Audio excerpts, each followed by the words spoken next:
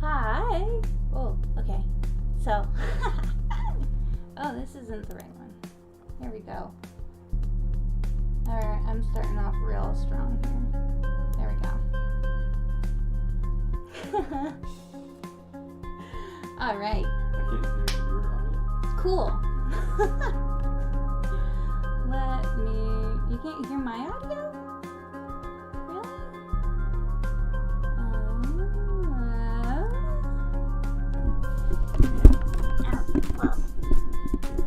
Can you hear me now? Music needs to go down. Your audio needs to go up. Music's going down. I don't think my audio can go up anymore. I could just get the ball closer to me.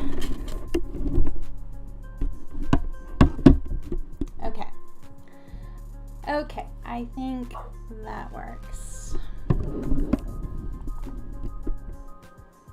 Okay, cool. Cool. And I'm gonna lower down the music a little bit. Hopefully, okay. Balls close to the face. I don't, okay. Hopefully. Oh, good, I didn't start recording yet, at least. Okay. I hope you can hear me all right. So, I'm Des, and I'm a cat right now. And I am going to talk tonight about goblins. Let me turn down this music, actually.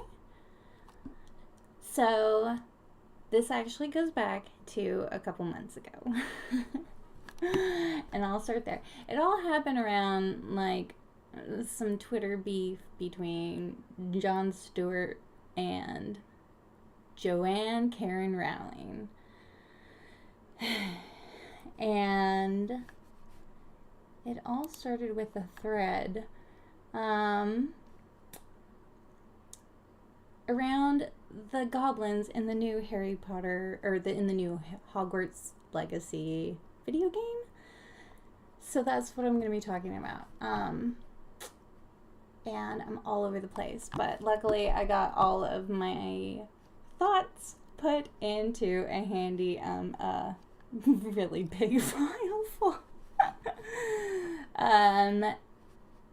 Because that's just the best way I operate. So, I am actually going to go over a couple things regarding goblins, including some very not nice things.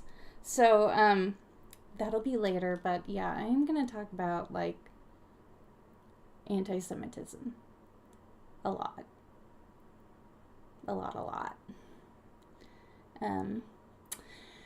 And, yeah.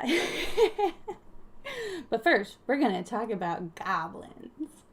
And I first want to go over goblins throughout folklore and fables, and just like where they come from, where they originate from. And then I'm going to talk about Christmas, and then I'm going to talk about Victorian literature and a lot of, like, goblins in old literature. And that's like pre-Imperial Russia. And then we're going to talk about going into modern goblins in modern media.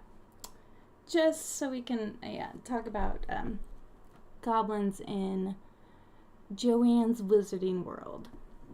And I really want to, like, what I'm trying to get at here is that goblins throughout history is a common trope, and goblins generally represent a weird little other guy. Just like, we'll go over them. We're gonna go and we're gonna find all these little goblin guys, and we're gonna figure out what makes a goblin. What is a goblin, and where exactly the line crosses from goblin to anti-Semitic, anti-Jewish tropes. and why it's a problem with what exactly is going on in Joanne Rowling's universe regarding goblins, and considering like how she treated World War II in general in the Fantastic Beasts movies. And I don't know what's in her head. I don't even pretend to know. All I know is what she wrote in her books, and in her books is some bullshit. And so let's start. So I'm starting back in olden times, like really olden times.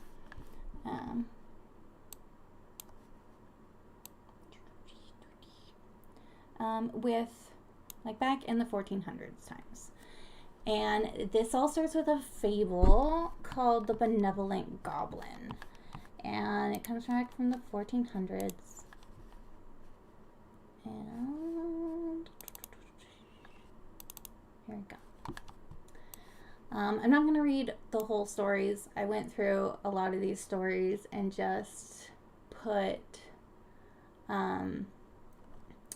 I like highlighted stuff, I made notes, and mostly on here, I am going to write, I'm going to keep notes of the goblin guys we find so that we can compare.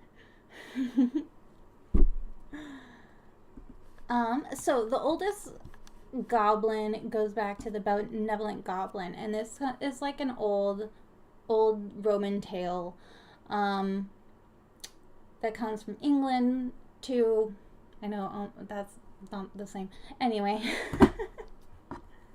where is this? It was originally written in Latin, a collection of tales of uncertain authorship. It's from a tale from the Justa Romanorum, or the Roman Deeds. So the tale pretty much is just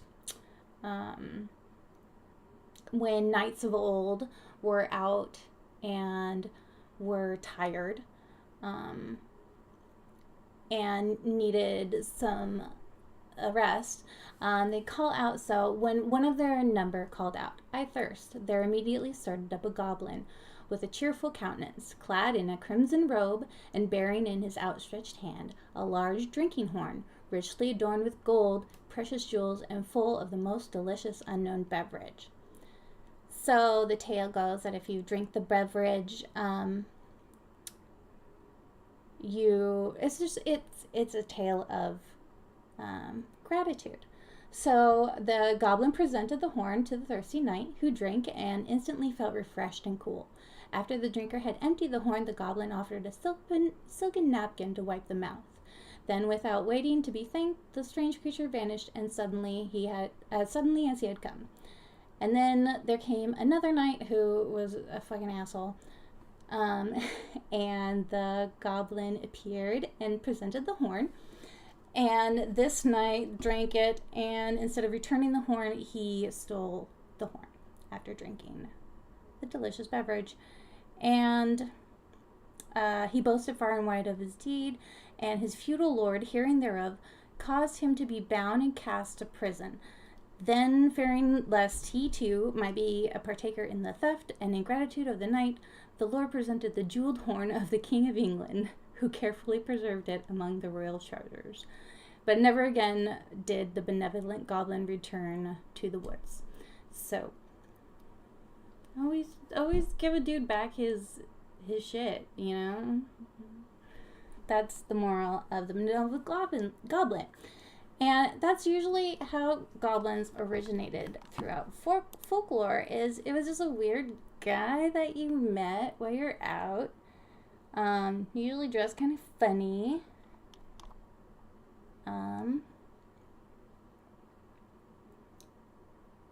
And so that was early times. And I'm sorry, I have been preparing so much for the end of this. And my mind is like, wait, are we talking about Nazis yet? No. Okay. All right. We're going to talk about Christmas next. And for that, I have...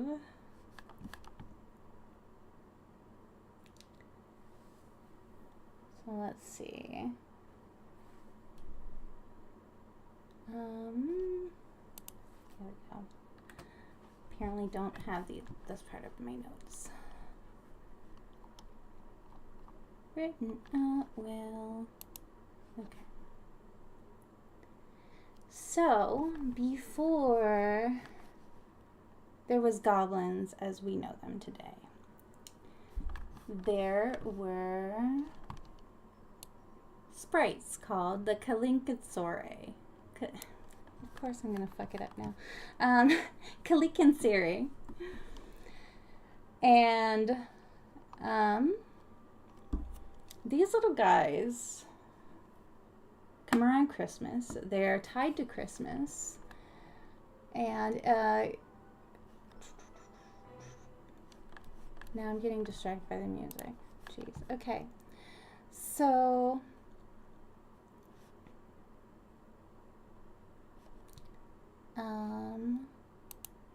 right. So I think that this goblin tie to Christmas really kind of like ties the anti-Jewish sentiments we're going to come across down the line between goblins and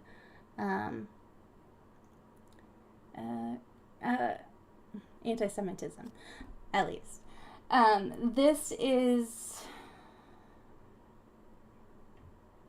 the part where, when I started going down this rabbit hole, I started working my way from like Victorian fairy tales and like modern goblins and what we know.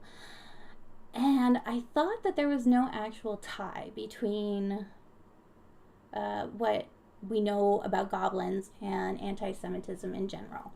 But it turns out there is a tie, and it really happens in the Kalinkasore. So this is an impish little crusty goober of Greek folklore. And as our legend goes, they spend most of the year underground, hacking away at the world tree until the time around winter solstice, around December 25th, when the days are shortest and when they are able to come to the surface and run amok. And by run amok, it's just like, here's a quote. They entered houses through chimneys, and each time they went to the cooking pot. Actually, I don't need to say this. Hold on, I have a clip. What am I doing?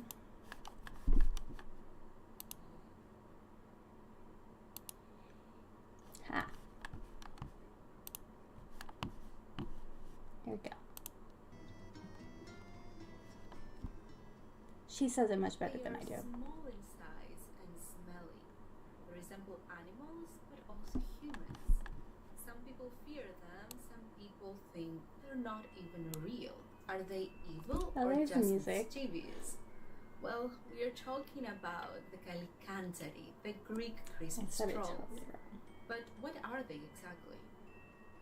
Kalinkasore are supernatural creatures that, according to Greek folklore, cause all kind of mischief. They are chthonic, which means they reside in the underworld. Kalinkasore are also short, smelly, hairy, and objectively unattractive. They despise humanity, and some say that they are minions of the devil. They're not allowed to walk on the surface of the earth. According to Greek Orthodox tradition, between the 25th of December and the 6th of January, known as the 12 days of Christmas or the Dekaimero, they are allowed to roam freely. That's because the waters are unbaptized or unclean during this time period. On the day of the Theophany, known as Epiphany in the West, the Kalinkasore run back to the nearest caves, tunnels, and knotholes and re-enter the underworld. Let's see some facts about the Kalinkasore now. Kalkanzari are supernatural beings similar to trolls and goblins. They are devil's minions and are afraid of holy water, religious symbols, and fire. Kalkanzari are chthonic. They reside under the surface of the earth. All right. That's probably good for that. So yeah, it's like a Christmas Sisyphus myth. That's like Kalkanzari. And over the centuries, this legend evolved within the influence of the Greek Orthodox religion. And that's when things like really got dark for the Kalkanzari. And what happened? So let's see. So in an article from this 2015 Western Folklore Society, it examined in depth the cultural progression of these guys. And much like Christmas itself, like the meanings behind what and the values of Christmas really shaped what these guys were about. So according to Greek folklore, it is said, Goblin, my son, is a demon, an elf, a blackened thing, and whoever is ill-fated becomes a goblin because Christ, being the one and only child, desires, and rightly so, that no other child be born on the night, Christmas Eve. Yeah, can't share a birthday with baby Jesus. Lest case there be found malicious mouths to say that Christ supposedly is not the one and only child, and Christ asks, who was born on my own night? It is impure. So legend has it that the Kalkanzari are children turned to goblins because they were dared to be born on Christmas, the same day as Jesus. So, do I have a visual for this? Oh, what do I got for Kalkanzari?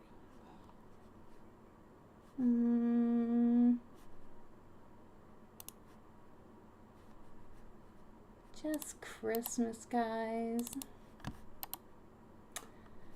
But this is a lot of where we see Christmas elves come from. So Christmas elves and goblins share kind of the same root of weird little guys that are being mischievous in some way. So let's go.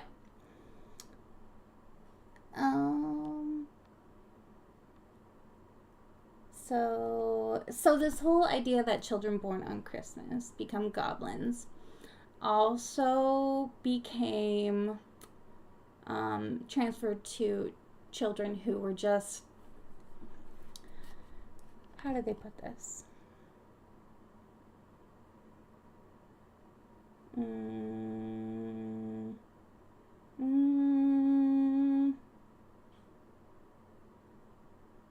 Gosh, I did not review this part for my notes to read this out loud. It's written in essay form, this part. So,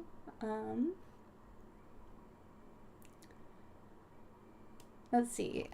All the children who were born on that night would become skin bags, and in the morning became human beings. So they also claim that in our village, a family would never disclose a girl's birth on Christmas Eve or Christmas Day because it would be very difficult to find a groom to marry such a girl when you know that she will be transformed into a goblin on Christmas Day. Now, this is Greek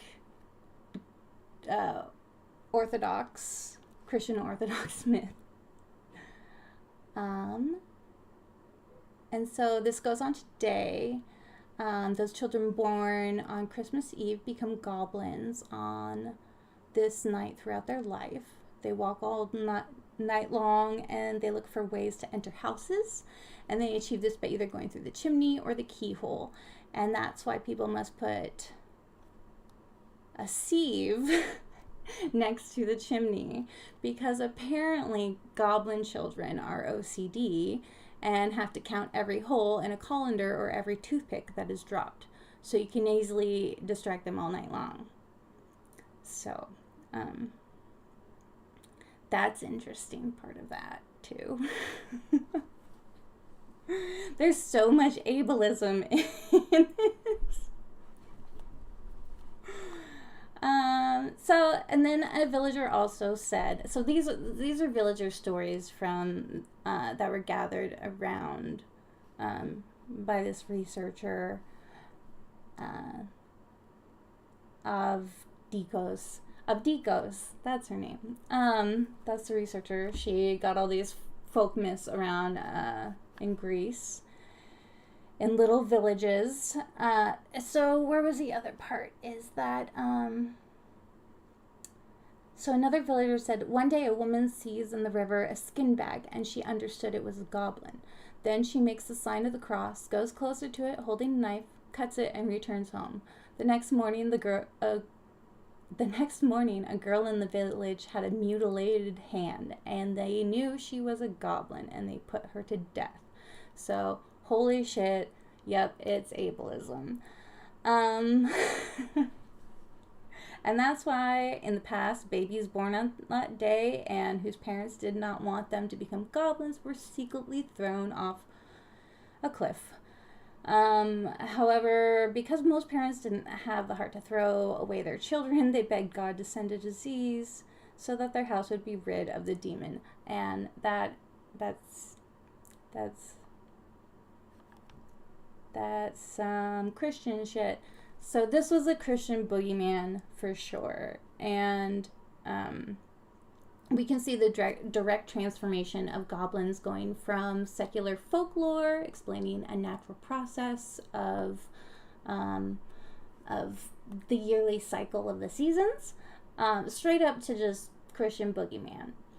And additionally, the Kalinkazori became a stand-in for any kind of otherness identified with ugliness. So another Greek villager describes the Kalinkazori as short, black, with eyes shiny and red, and wearing a fez.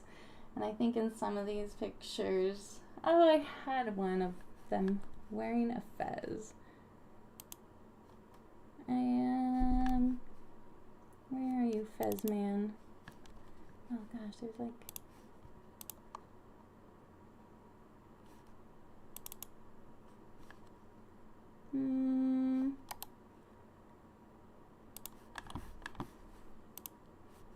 No, what's this? Just this little guy. I also saw these kids' drawings, but didn't set this part up as well. Okay, so this Christmas-style goblin persisted. And some of these little Christmas goblins went up north. And they, nowadays, the Kalinkazori myth still exists in some places.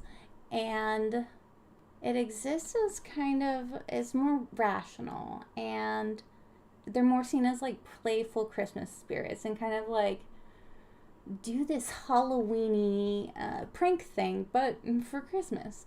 So they've become mascots of a fun tradition that involves leaving little goblin dolls holding fruit or gifts and leaving them conspicuously for a person you like, or throwing a goblin doll down the chimney on Christmas Eve so that the kids will find it and say, "We caught a goblin." Some people would dress up as goblins all Halloween, but at Christmas time, and play good-natured pranks on their friends and family. Some even started looking more like Christmas elves, and rather than goblins, rumor is some went up to the North Pole. And then we're gonna go, okay, so that is what I found for that. And so now we go into more, not modern times, we're going into Victorian era times, where the goblin really takes on a little life of his own here in these times. and we start to actually see like what goblins represent as a character and as a trope. And we'll later see this come back into modern literature when I talk about Lord of the Rings and more. I still get distracted every time I look at my cat VTube avatar. I'm like, wait, I'm a cat. Okay. Right, don't get distracted. I'm already so distracted. Okay, so let's look at, right, Mr. Christmas himself, Charles Dickens. He actually wrote a story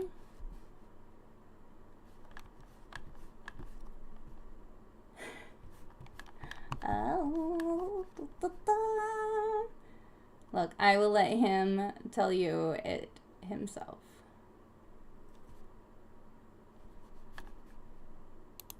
If I can get there. Here we go. I got this. So, this is a very long poem? Story? I don't know. It's a lot like a Christmas Carol in that there's ghosts and an old guy and a lot of flowery language. It's not as cool as a Christmas Carol though. And there are goblins in this story. It is called a goblin story. But the goblins in this story, they're not like any goblin we've seen yet. So, let's hear. What are these goblins? How black are the brooding clouds, how troubled the deep waters of the ocean of dreams. Who knows when it was that Trotty seemed to wake? Trotty's main and character. As he sat up and looked in the awful darkness, he seemed to see in every bell a bearded figure of its spirit. That's a goblin. Draped and hooded they were, shadowy and dark, gigantic, grave and darkly watchful. And when they spoke, it was as though the sounds they made had no need to enter through his ears. It was as though they spoke directly to his troubled heart. What visitor is this? It's me, Trotty Veck. Trotty Veck. Trotty Veck. I thought my name was called by the chimes. I've listened to you, chimes, these many years. You have cheered me often. And have you thanked us? 1,000 times. How? I'm a poor man. I could only do so in words. And never done us wrong? Never done us wrong in words? You hesitate. Because... The voice of time cries to humankind, advance. Time is for your advancement and improvement, for your greater worth, your greater happiness, your better life. Who? Okay. That goblin's a bell. Or a bell spirit. The goblins in this story live in the bell. So that's not, that's a different kind of guy, right? Also, they live in the bell of a Catholic church. So this isn't really doing the whole anti-Jewish rhetoric here, right? So let's go to another one. The next goblin guy we got. So wait, here. I'll make a note here. What we got?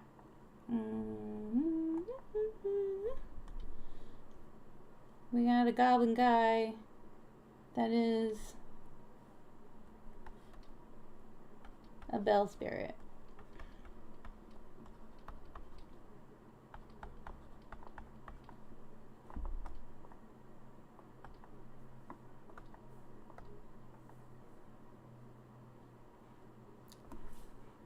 Oh, I'm not on the right screen. Ha ha ha. Okay, here we go.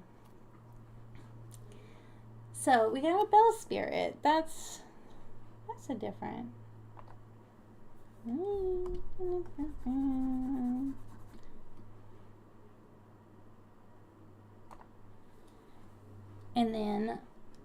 And this one, so this was a goblin story. This is 1844. I didn't put the years here. I should have done that. 1844. So we're working through the Victorian times of goblinhood. That's like the pretty much half the 1800s and the early 1900s. This is pretty much the time frame I'm going to be staying in and for a while, because as this is all being written in England, shit's going down over in Russia. And we'll get to that in a bit. But it's no coincidence that some of these formulations of what goblins are and what they are to society, yeah, we'll get there. So before we get there, we're not there yet. We're in 1852 with the Goblin and the Grocer. And this one's by our good friend Hans Christian Andersen. And I really like this goblin. Let's see. So I have...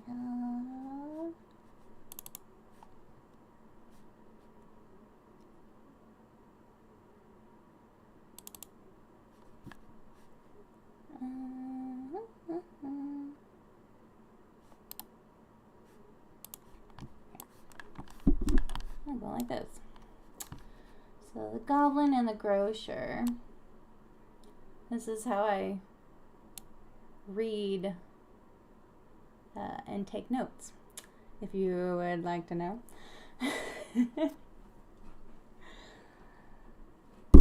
But here we go. So this little goblin guy, it's a goblin. He belongs to the grocer, and he likes books. Oh wait, no, the other guy likes books. Hold on. Good job. So on Christmas Eve, this little goblin guy, he loves jam. And there's a magic student in this one too. And a grocer. Yeah, the student is a wizard. I guess I didn't prepare for this one. But this little goblin guy, he asks a trash can about poetry. He really likes... He's obsessed with books and jam. But he's also, where does it describe him? It describes him as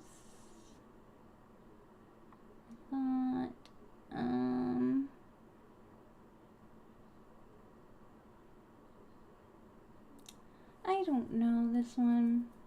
They're all running together in my head. I think this one's small and green, though. He's little, and he's a guy, and he likes jam. And then I think they burned down the grocery store. Okay. I'll move on from that one. Whoop. So we got little guys.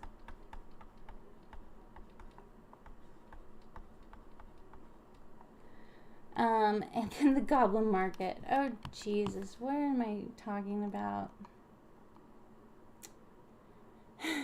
The Goblin Market, guys. This one's fucking weird. Wait, can I show this? Yeah, I can show this.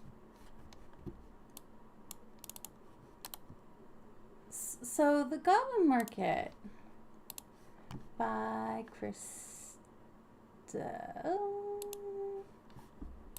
hold on. Don't say it wrong. I have so many windows open.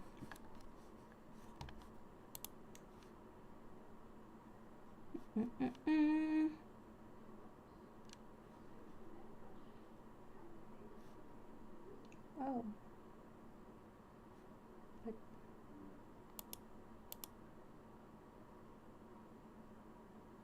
closed.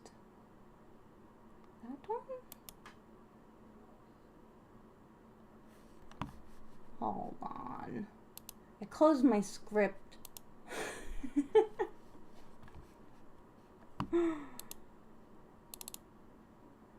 Actually, I think I just have too many browsers open. And, sure.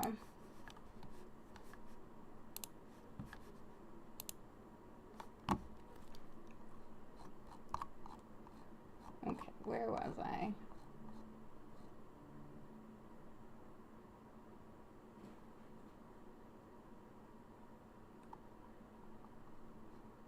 Okay, so the Goblin Market.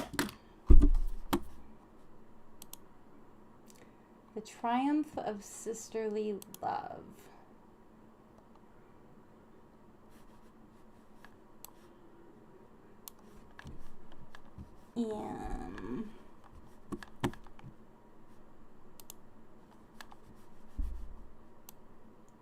Right. So this one, let me give you a little synopsis of it. There's two very blonde sisters, and they spy on a mysterious goblin market that appears every night in the forest near them. And the goblins in this one all appear different. Like, there's snaily looking ones, and oh, this isn't even the right.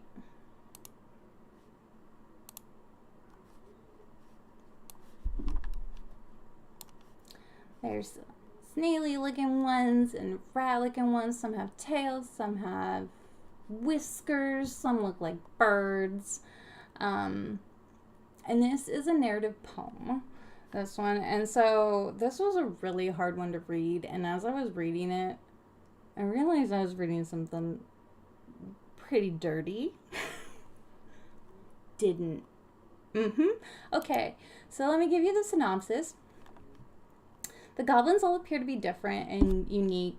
They're a furry bunch of weirdos, and they trick the first sister into trading a lock of her golden hair for an all-she-can-eat fruit feast. So she eats all night and is just like the best food ever, because it's enchanted. It's goblin food, of course. And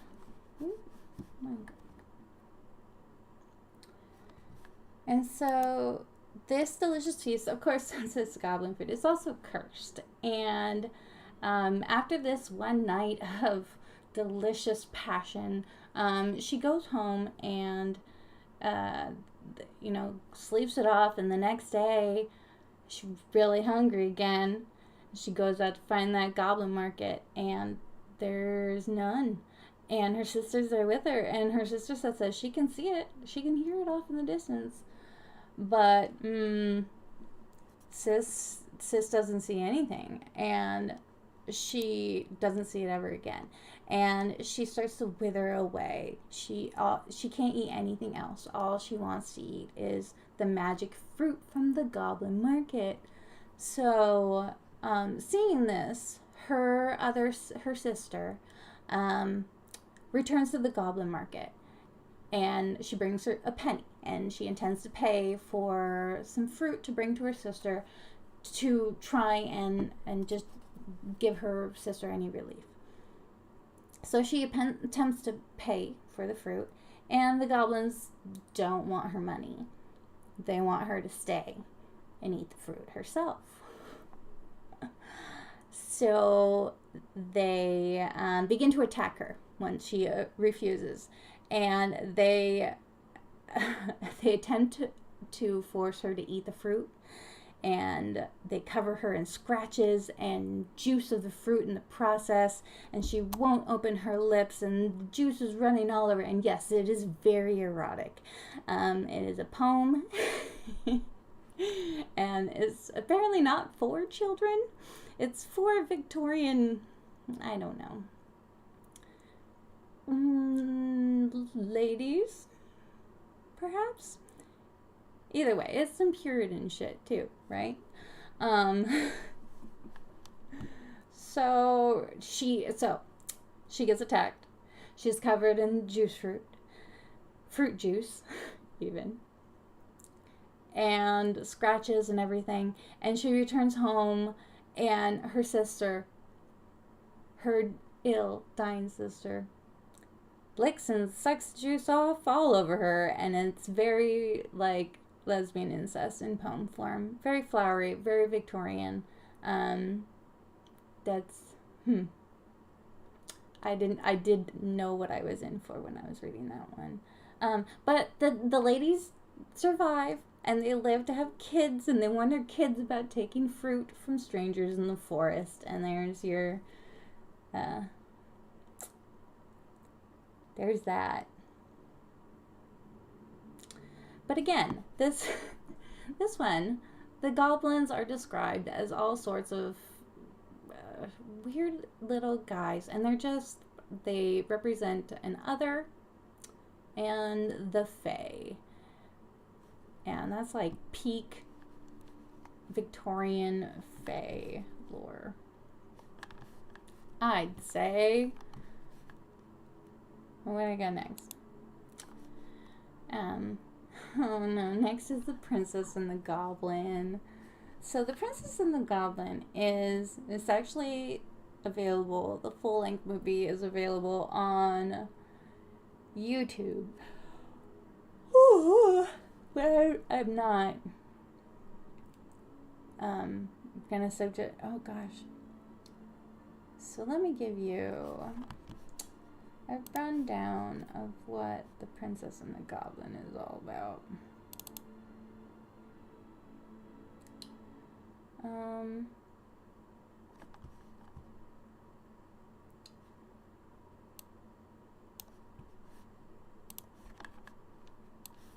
Let me see. So this is chapter 1 of The Princess and the Goblin, but it explains our goblins in this story pretty well.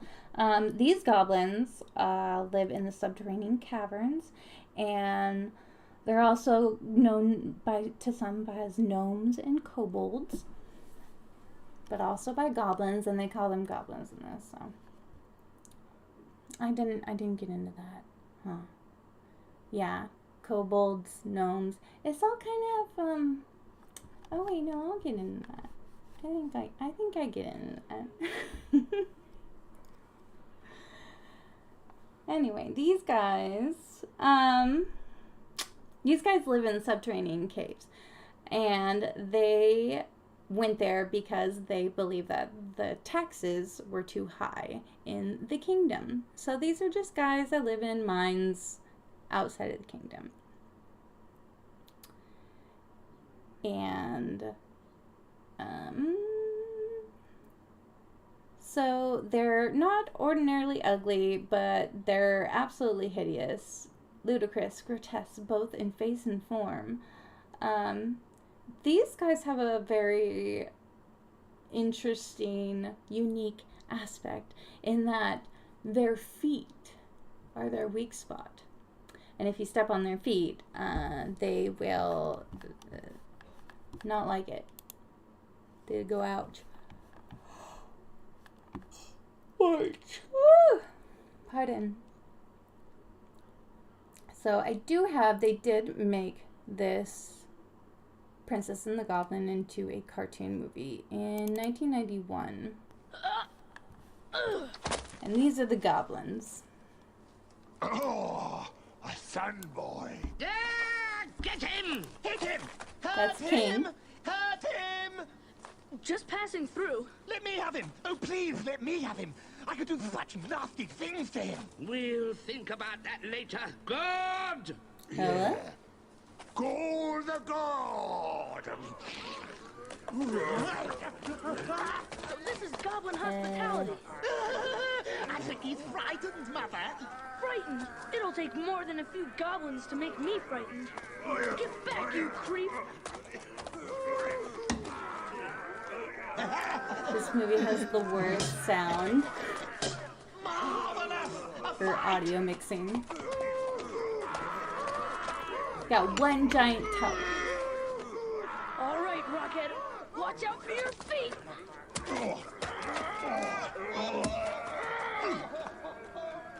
outrageous! Oh, outrageous! Get back! Move over!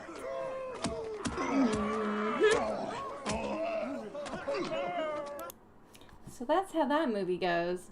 That is an awful movie. I did watch it. It was not worth it.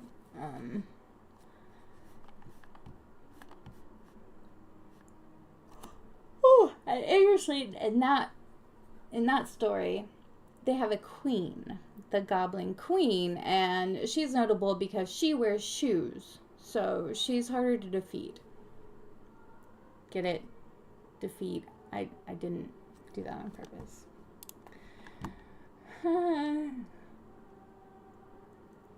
Yeah, and the kids singing in that. Oh yeah, that's the other thing about those goblins is they hate that kid singing. I do too. That might say something about me, actually. So, and that one was written. Wait, Goblin Market was written in 1852. And the Princess was in the Goblin was written in 1871. And then we go on to Davy and the Goblin. Davy and the Goblin is great because it's short. It's also a Christmas story.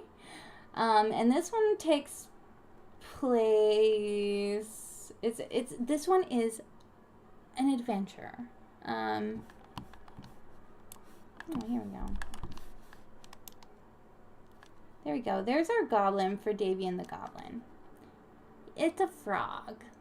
And he's a frog, and he shows up on Christmas one day to take his buddy Davy on a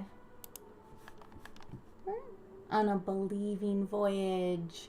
Yeah, it's like some little Nemo shit. And they get in a clock and they go on an adventure. And and mostly this little guy is just a little riddle-giving goblin that takes you on an adventure. And oh yeah, and what he considers money.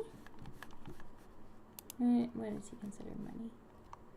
I think it was buttons. Is it here? Yeah, it's buttons, pretty sure.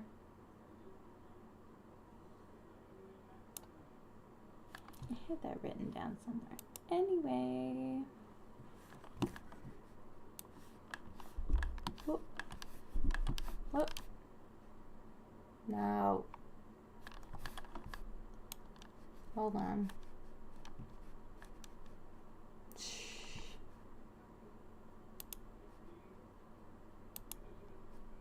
Everything went away. Hold on.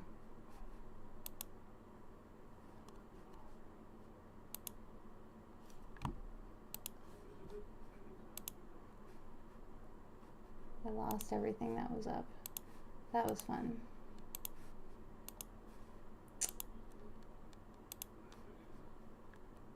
Cool.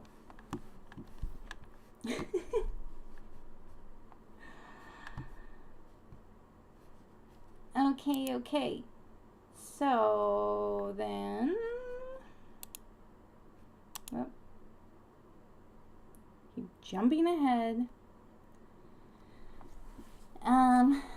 So yeah, that's Davy and the Goblin. By Charles E. Carroll. And that one's 1882. Oh, no, 1884. And then we got someone, okay, and then we got like a goblin that's actually a pony, and then a golden goblin that's actually a boat, I think. There's no actual goblins in that one, though. There's, like, mermaid men. And that one's from 1906. The Little Green Goblin by Chris Dunham. Which is this one.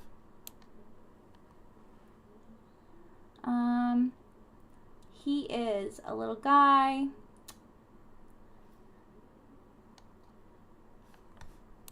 And even this guy in 1907 is acting like, so he kind of like looks like a frog, according to this little guy, according to the boy in this, Bob. Yes, Bob is the boy in this story. So he's a goblin, and he is already presuming that the kid knows what he is. So, by 1907, we all know what a goblin is. And for the most part, it's just a weird little guy. Sometimes, and they're still, like, often tied to Christmas. So that's fun. And then the goblin turned to stone.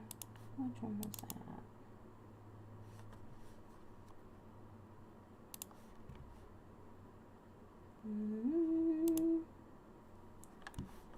I don't know. What time is it? Okay.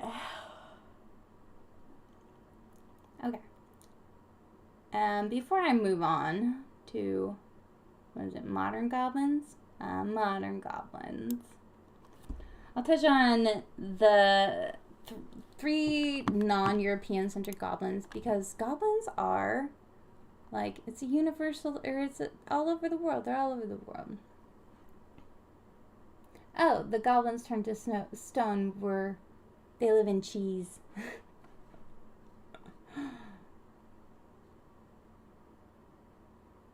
Alright, so dokibis are Korean goblins. They're nature deities and spirits. They possess extraordinary powers and abilities.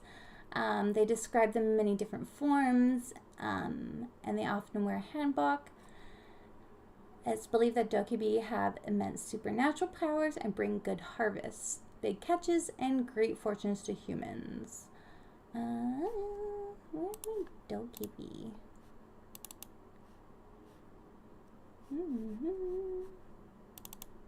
Let me do it. That's a dokibi. Oh, it's so tiny.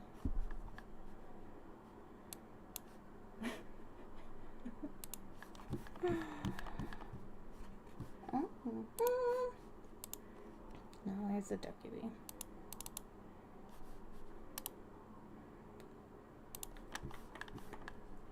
There we go. This one is the dokibi. And they usually carry like a club.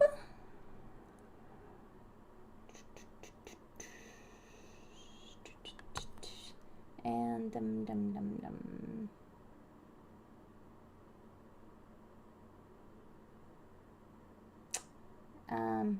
right.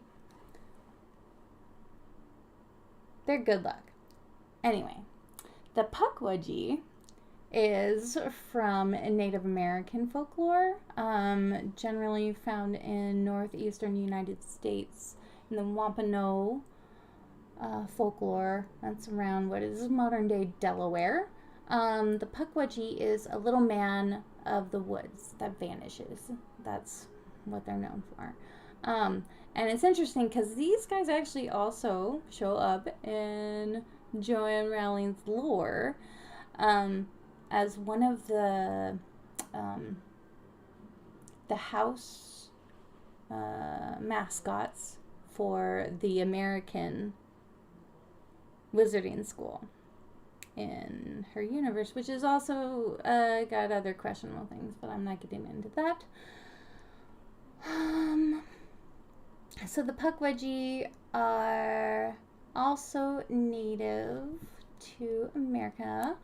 They are short, gray-faced, large-eared creatures distantly related to the European goblin. They're fiercely independent, tricky, and not overfond of humankind, whether magical or mundane. Oh, I think this is the description in Rowling's lore. I see. It possesses its own powerful magic. They hunt with deadly poisonous arrows and enjoy playing tricks on humans. So I don't know that I actually found a real description of it.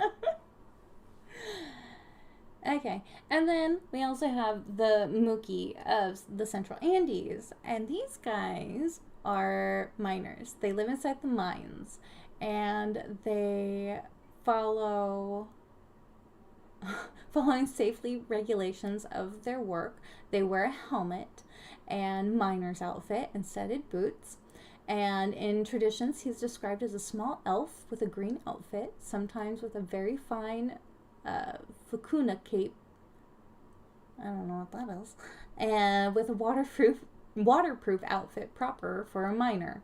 He usually carries a lantern or a flashlight, and depending on the technological level of the mine, he also walks like a duck because his feet are of abnormal size, and sometimes his legs can take the shape of a goose or crows. So, I'm just seeing so many video game kobold type of mining goblins in my head.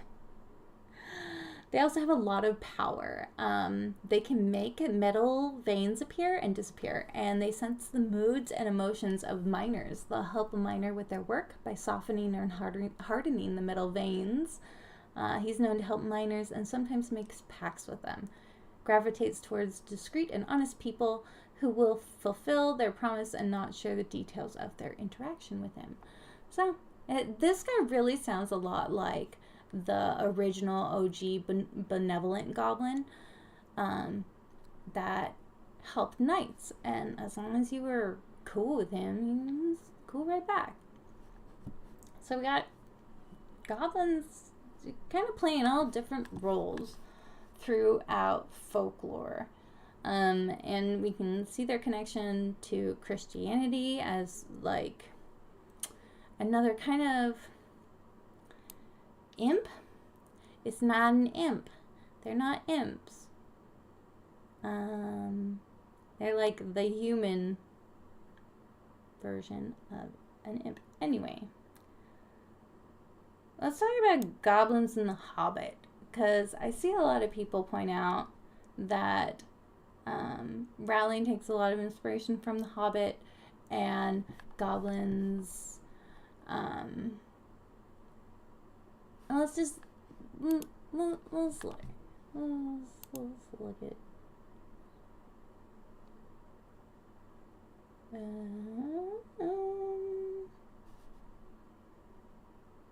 Oh.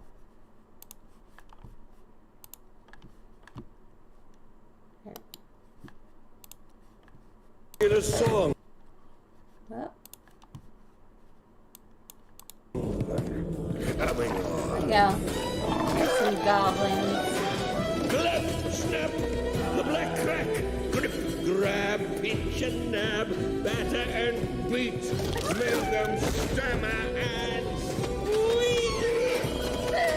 Pound, pound, fall on the ground. Down, down, down in Goblin Town. With a swish and a smack and a whip and a crack. Right. Goblins. So, in this era, we have goblins looking mighty, well,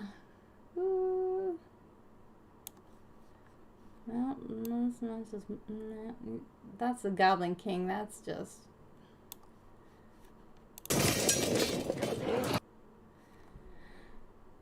Right.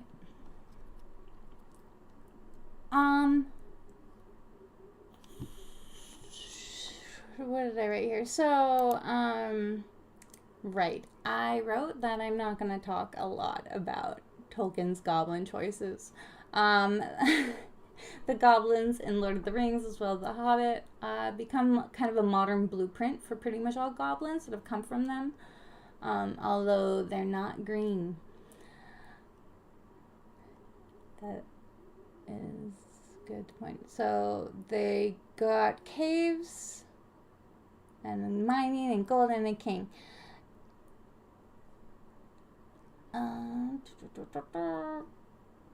Yeah, anti-Semitism tropes within Tolkien's work are not something I'm prepared to talk about at the moment, at risk of pissing anyone off.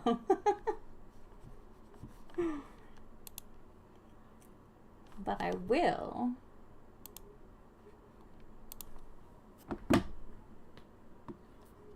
talk about another goblin king.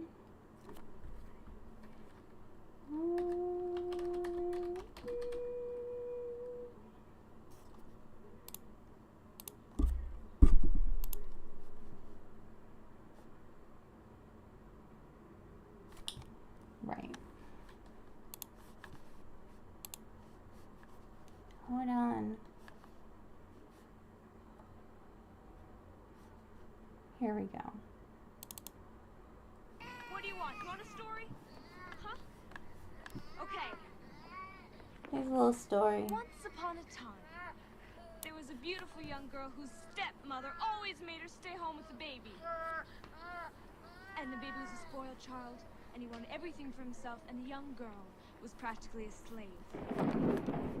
But what no one knew was that the king of the goblins had fallen in love with the girl, and he had given her certain powers. So one night, when the baby had been particularly cruel to her, she called on the goblins for help.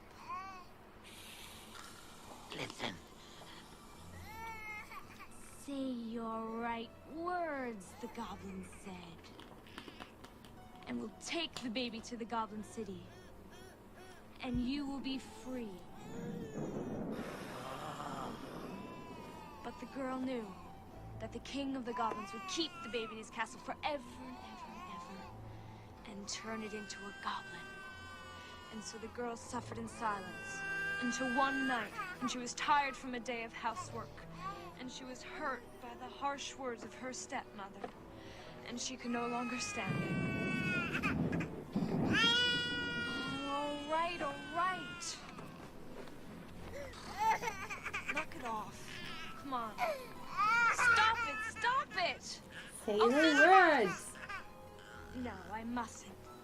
I mustn't say. I wish. I wish. She's going to say it. Say what? You shut up. Listen, she's going to say the words. I can bear it no longer.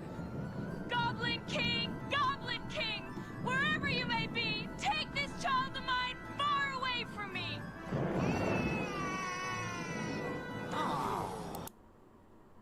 That's not it. Excellent. That rubbish. It doesn't even start with I wish. Yep. So, these goblins, the Henson-style goblins, are all kinds of different guys. They got all sort they got old. They got this guy looks like a bull. I don't know. And I'm not going to talk about Troll 2. Sorry. Those aren't the words.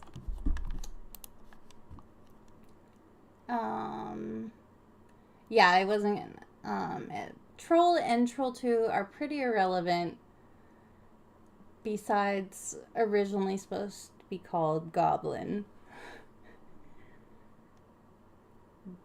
But they are vegetarian goblins in Troll 2, so I thought that was interesting. Anyway, what's next? World of Warcraft. and other goblins. So I wanted to bring up World of Warcraft goblins because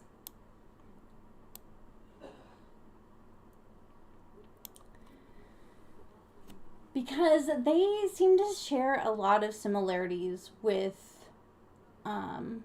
Rowling's goblins, I feel, and that they're both kind of like doing a tropey thing.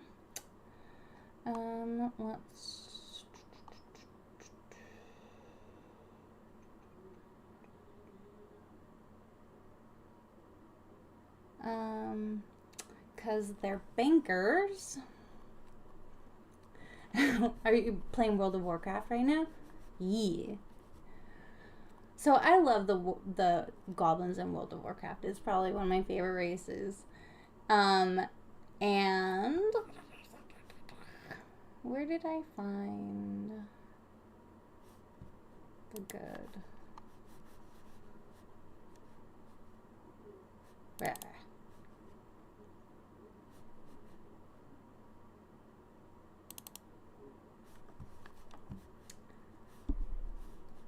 Right.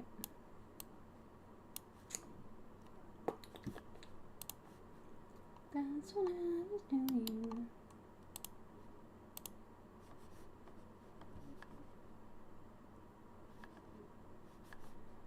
Classic. Oh, not pygmies. These guys. Alright.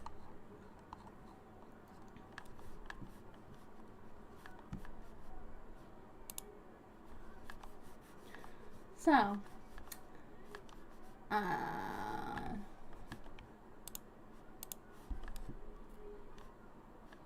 think that these guys are really interesting because they share a lot of these same tropes we're going to see later, in that they started out as an experiment where they were transformed into a newer, highly intelligent race that became the Goblins. They lived an island life and were eventually subjugated by the trolls of Zandalari. Actually, I think I have a clip for this too.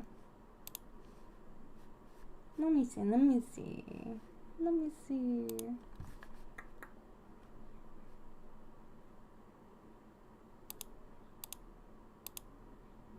Hell yeah, I do.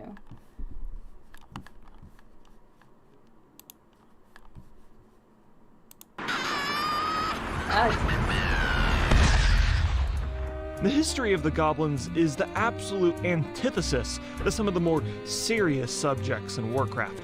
The lore I'll be talking about today is all canon and is some of my favorite stories ever told on Azeroth, and most of it has to deal with the Goblins and their immense love of gold. But Goblins weren't always at the top of the economic food chain.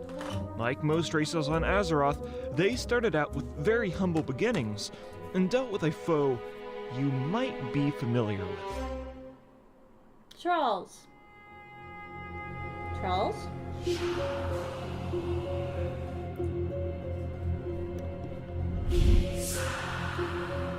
Trolls. Okay.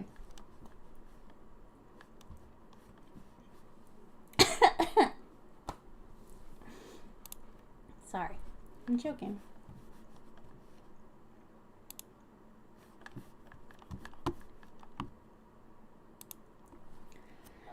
So I thought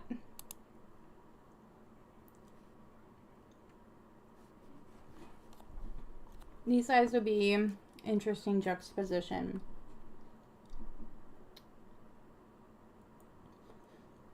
But I'm still formulating my thoughts. Pizza? Did they say pizza?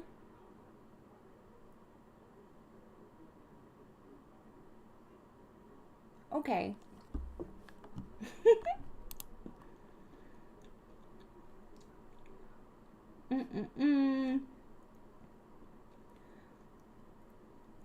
So yeah, I really like that with the World of Warcraft goblins.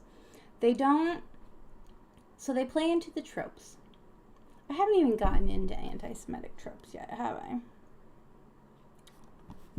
Okay, I'll come back to them. Probably. Just note, the World of Warcraft goblins, they're green. And that does a lot. That does a lot. That is one of my thesis here for making your goblins less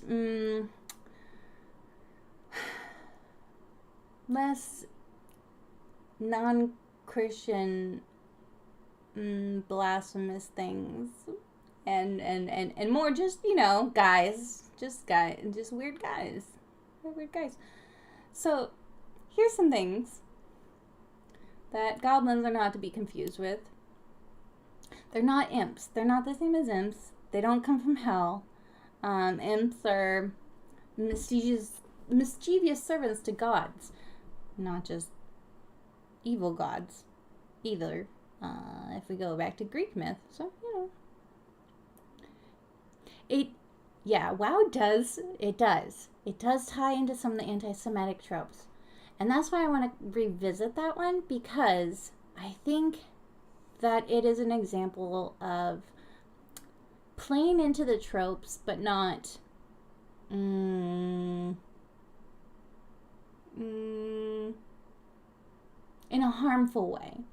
And I'm going to talk about harmful ways of how goblins can be portrayed in the media, because even if you follow the gold, the nose thing, we'll get to the nose thing too,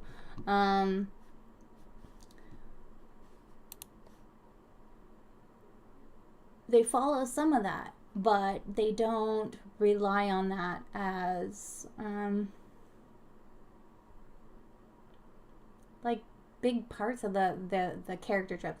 I think they do a lot of other things with the WoW goblins, like making them janky, broke-ass inventors and merchants, and they kind of do a more New York swindler, like a car salesman type of thing, which, that it walks a line. It does. And then there's the Goblin Mafias. So, we'll come back to that. One of my points is that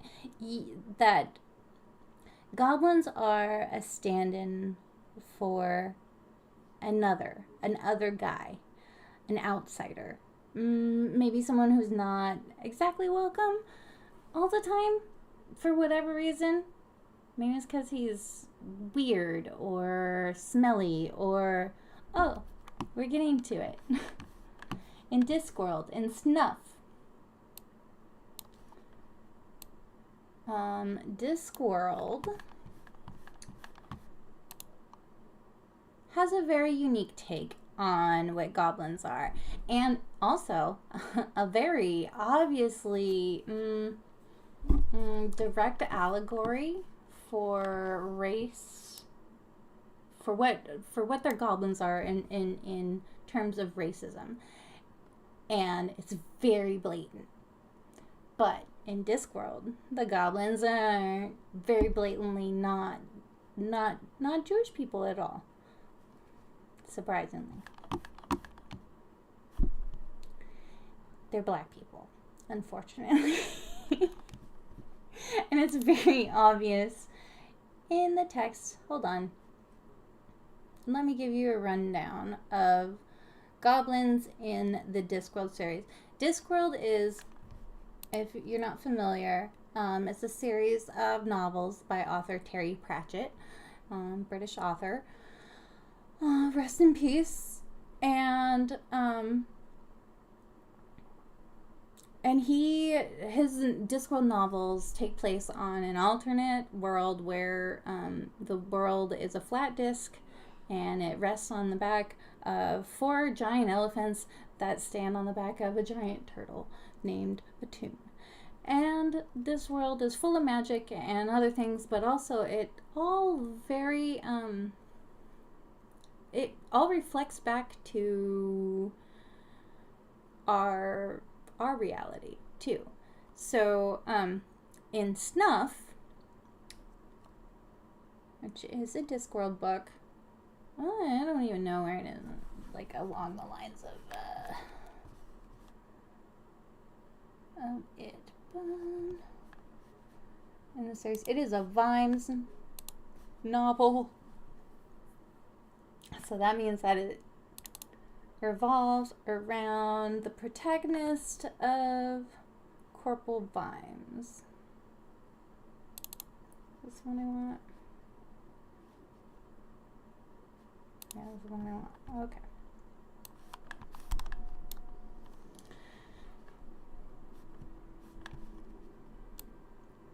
Yeah, so it's about Commander Vimes. And this is just the Wikipedia synopsis because I'm not. It's a full freaking novel. And it's one of the drier ones. I read it, but I don't really like this one because it is, okay, I'll just get to the punchline. It is Pride and Extreme Prejudice is pretty much what this is lampooning, but with goblins. So the story goes that Commander Vimes, who is normally a commander of the Night Watch, he's a cop. He's going on vacation with his wife, and they go off to some plantation in the hills, and they stay at a place called the Goblin's Head, and there's stuffed and mounted goblins all over the walls at this place. Also, goblins are the slaves there. They find a severed finger of a goblin girl, and there's lots of blood. In a cave, they meet with a goblin chief who leads them to a goblin corpse, the same goblin that was killed on the hill the night before. There was a whole big thing. Vimes ventures further into the cave in search for the blacksmith, but he yeah, this is okay. Hold on.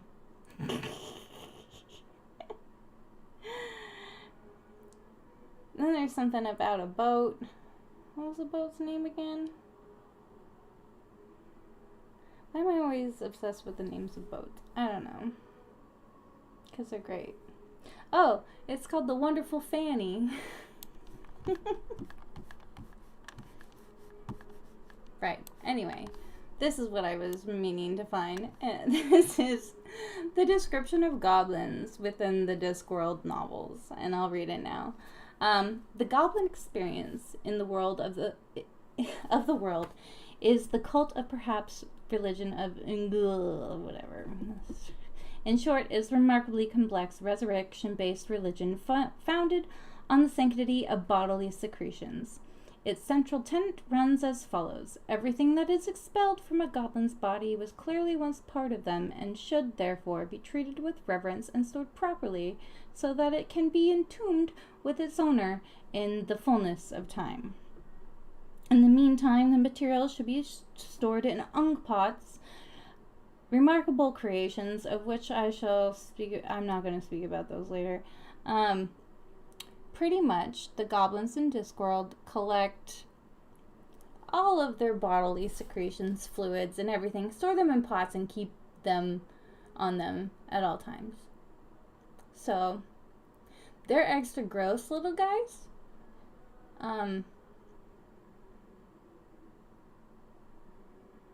Ew. Ew is what I wrote there.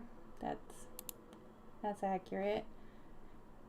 But either way, the goblins are forced. Vimes is led to the revelation that the goblins are being used for slave labor on tobacco plantations.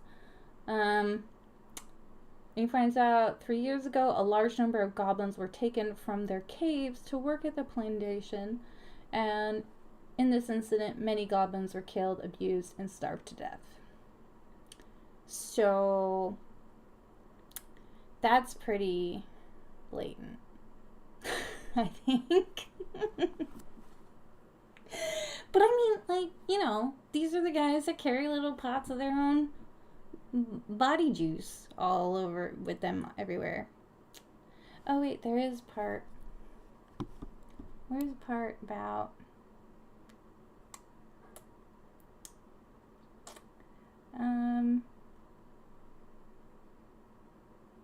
oh yeah. A sergeant gets possessed by the ghost of a goblin child after finding an ungu pot, its burial pot, inside a free cigar. And so he smokes the goblin child and is possessed. I love these books.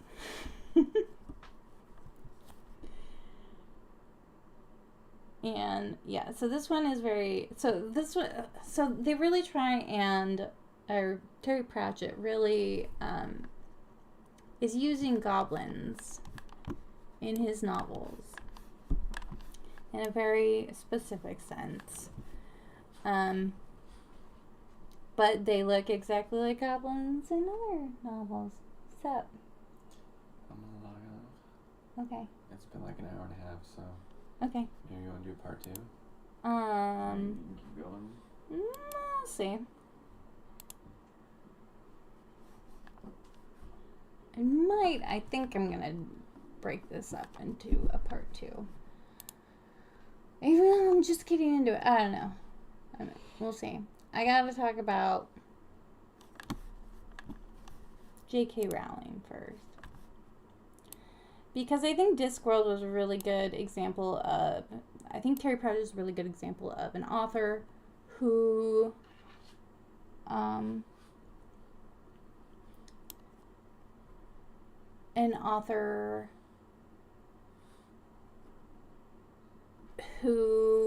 actually puts a lot of thought and effort into the metaphors he uses, especially when it comes to actually relating those things back to real life,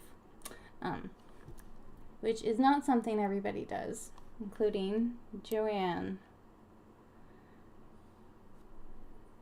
So that's where I come to the wizarding world of Joanne K. Rowling and how she portrays her goblins and her goblins throughout goblin history is pretty freaking yikesy, even in canon. So let me see.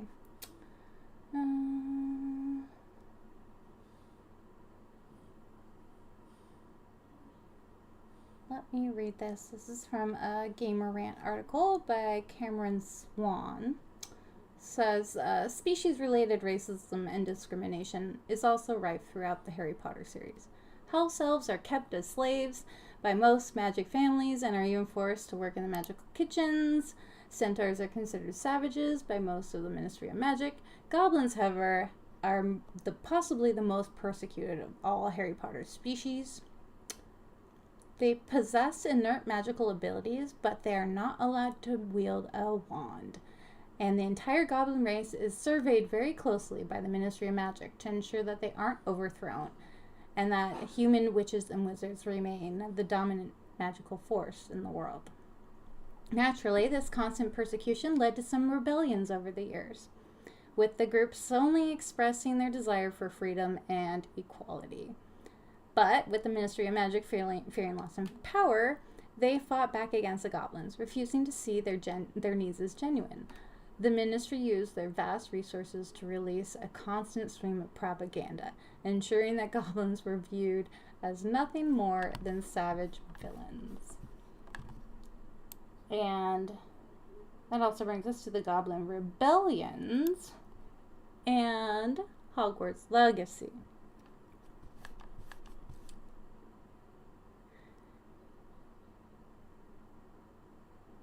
Yeah, okay. So, the Goblin Rebellions within Harry Potter lore, the first one it occurred in 1612, In Hogsmeade Village, the Three Broomsticks Inn was used as headquarters for the Goblin forces. They just wanted, it was just due to lack of Goblin representation on the Wizard High Court. I mean, that's sensible, right? The next documented Goblin rebellion took place in 1752. This one was pretty long. In this one, the Goblins joined forces with another persecuted group, the Werewolves, which, what wasn't in Harry Potter series? Weren't the werewolves a metaphor for gay men?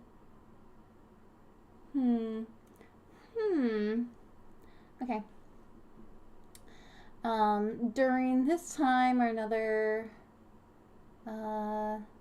we got Urg the Unclean became a notable member of the Goblin Rebellion forces, and he's on a chocolate frog card. And then the final documented Goblin Rebellion is the one we see in Hogwarts Legacy. It takes place in 1890. That's an interesting date to be doing your Goblin Rebellion. Okay. Goblin persecution.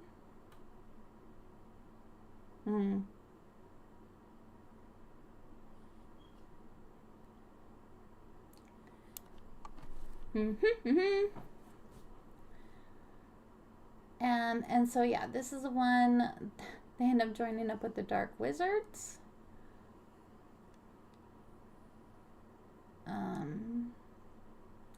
And so the description of goblins within the Harry Potter novels is hook noses, being secretive bankers, and the films push them even further by making the goblins nearly identical to Jewish characters in Nazi propaganda.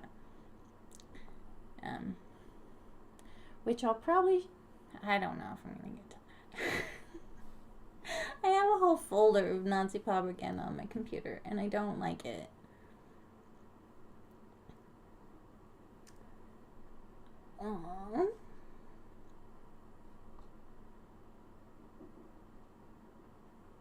Okay, yeah. I think I'm going to take a break here and gather my thoughts to go into the dark zone.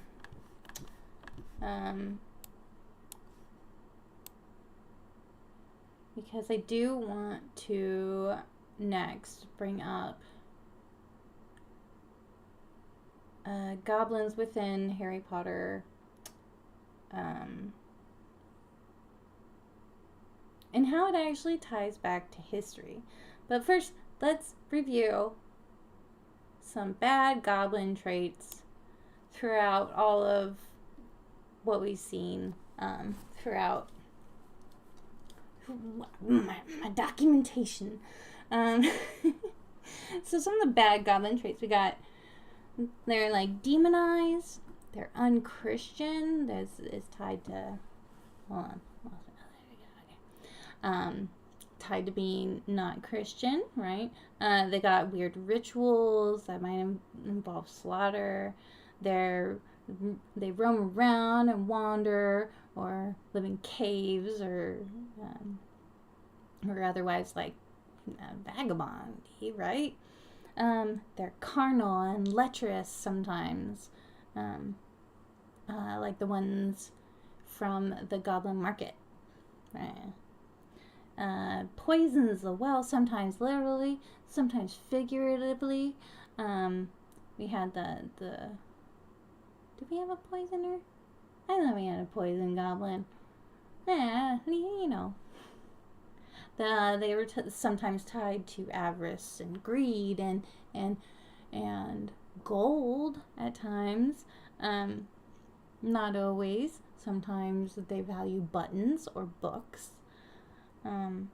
sometimes they conspire to usurp the power. In The Princess and the Goblin, that was a main plot point, is that they didn't like the taxes, and they wanted to flood the castle? Something like that. They are often beastly with horns and tails. They're sometimes dirty. And they're often portrayed as kidnappers or preying on children. And that's just some of the bad traits that are associated with goblins, but overall, like, that's just a human, right? That's just a not cool human. And the goblins are often a stand-in for just an outsider. And I think that the text that the author, what am I saying?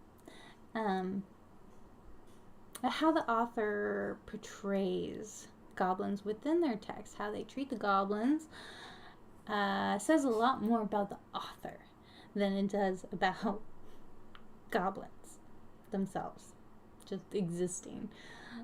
So I think when accusing people like Joanne Karen Rowling of playing into the anti-Semitic tropes of goblins, those who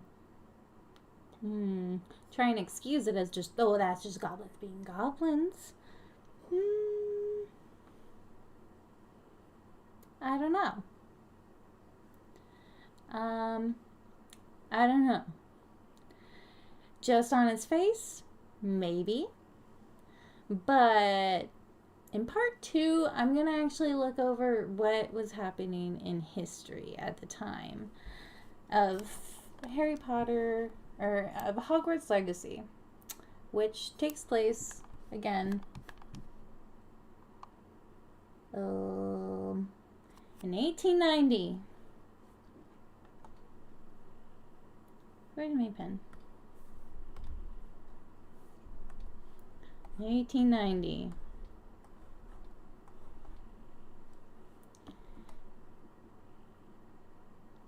And that is going to be interesting, because things happen in real life, in real history at the same time that was going on. And if we're gonna learn from history, then we should probably fucking pay attention. And pay attention to the things that bad actors are also doing, whether intentional or purposeful or maliciously or not. I think that this game might set, I don't know, I'm not gonna pay for Hogwarts Legacy.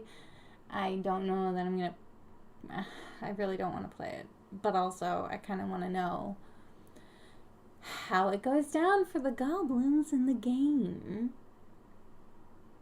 And because in lore, in Rowling's written lore, it doesn't go so good for them. And considering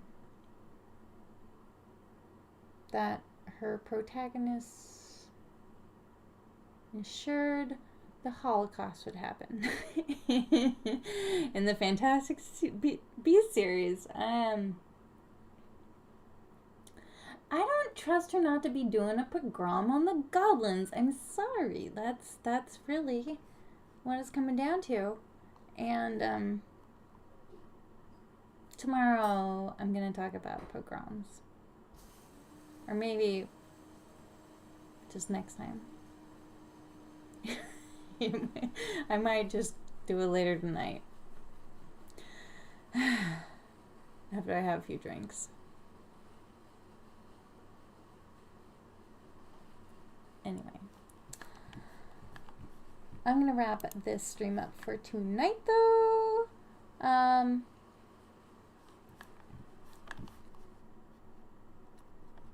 Just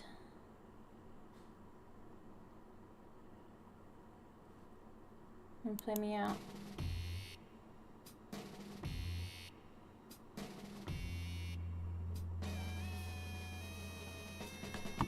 Oh yeah, I forgot to do this.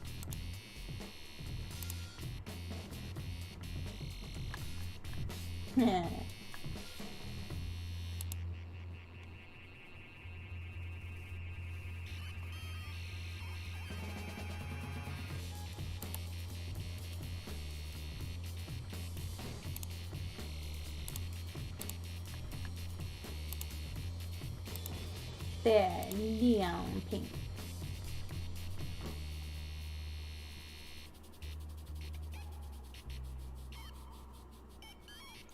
Are you going to bed too?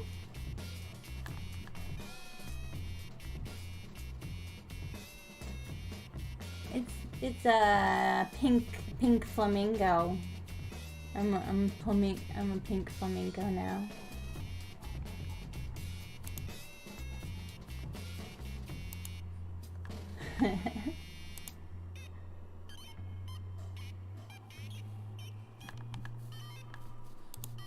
Dum, dum, dum.